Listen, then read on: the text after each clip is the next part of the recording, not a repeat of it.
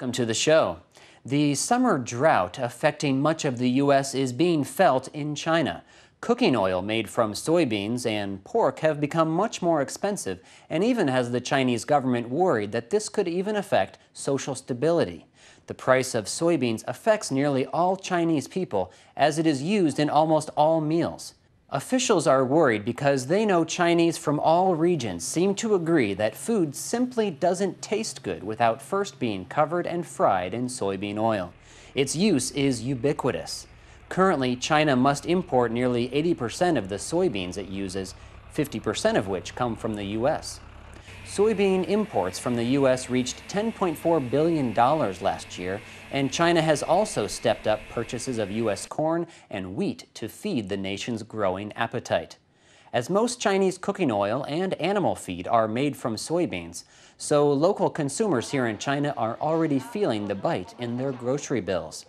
Costs are expected to rise even as the government is looking for ways to ensure price stability. Poor harvests in the U.S. could fuel food inflation and social discontent.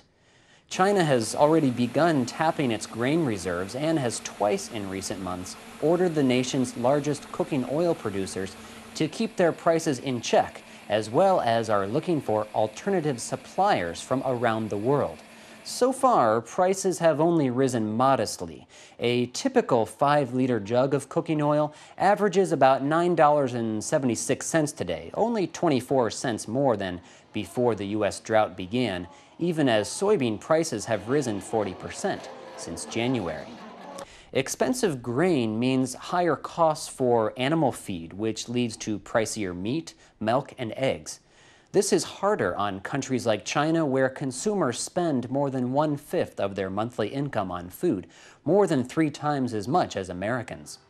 Inflation in China has a long history of sparking discontent, so it's an issue officials are taking very seriously.